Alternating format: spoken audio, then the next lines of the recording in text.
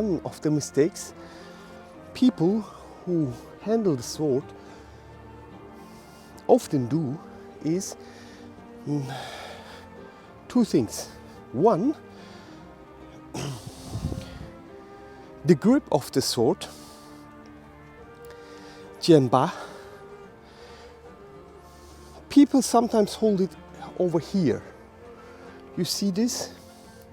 And try to handle the sword from here, or even more further back. Even though sometimes within the form this position is temporarily given, most of the time the grip is at the edge of the huzhou, the guard, the edge. Not going with the finger over it, it's still here, but at the edge you control and handle the sword. Secondly, the grip itself is not at all times fixed. It is often only, the sword is handled often only in between the thumb and this area here of your index finger beginning part. You see this? So it's basically like this. Very often, sometimes the small finger comes also to the jianba, to the grip, sometimes. And sometimes all fingers are touching the jianba, but you are holding the grip still from this part of your hand. Thumb and this area, section, beginning of your index finger. Even though you hold it like this, then it is possible, look, it is possible to swing, you see this, very relaxed and easy and without bending your arm much. You can bend your arm, but it is not possible if you hold this grip completely strong. You must do this, you see?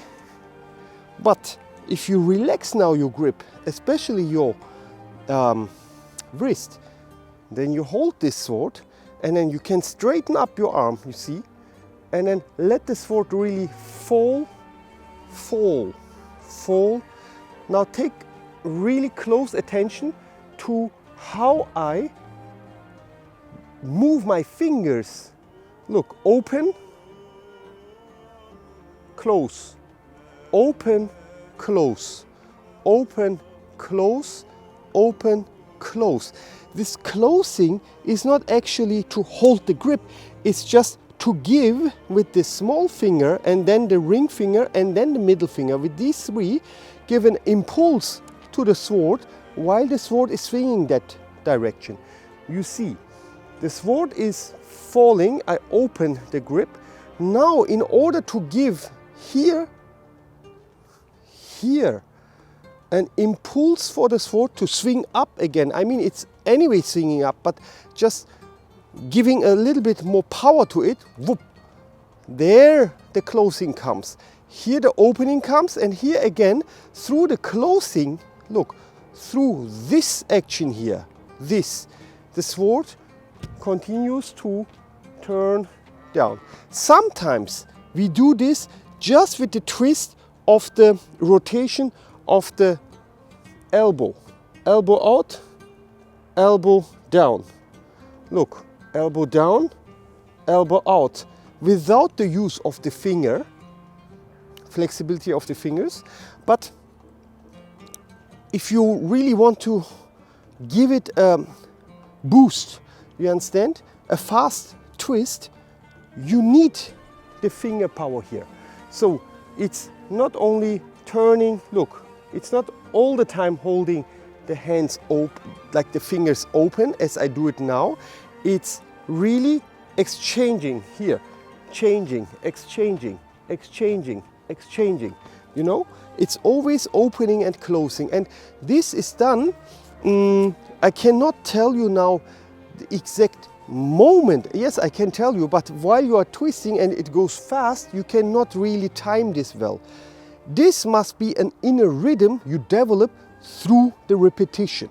You understand? You know exactly what time, when the sword falls, what time to open the fingers and what time to bring this impulse in, that the sword swings up again.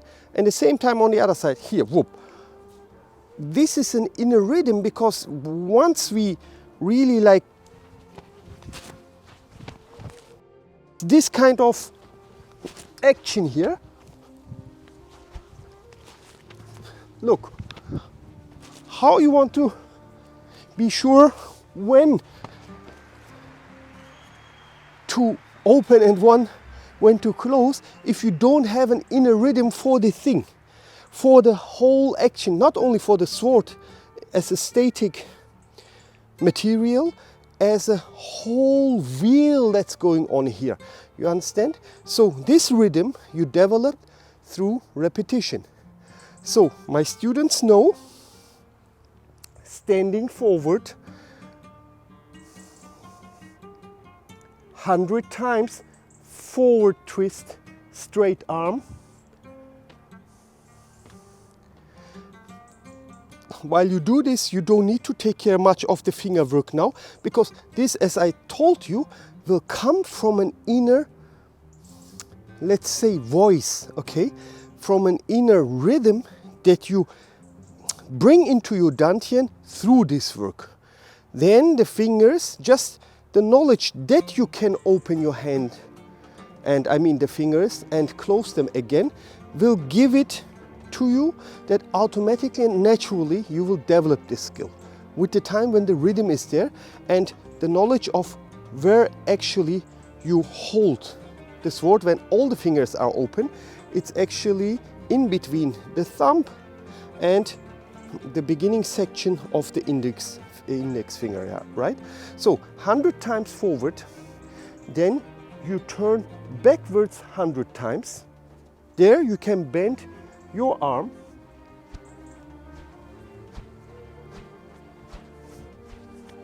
then you do 100 times the compact variation of backwards twisting. So when you look at me here, it's this.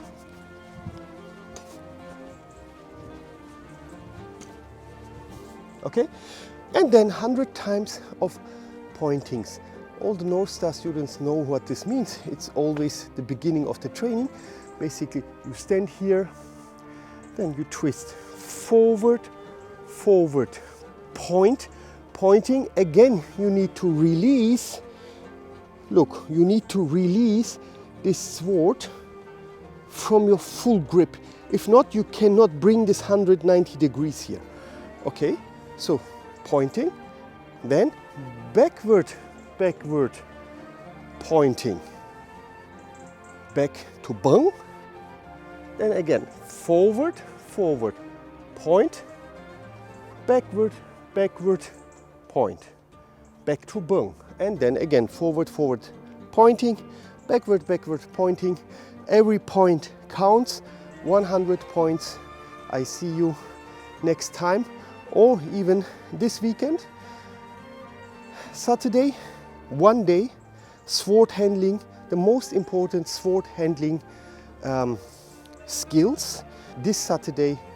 And if you are free on the Saturday, it's a 6 hours intensive course, and with fair prizes. I see you there.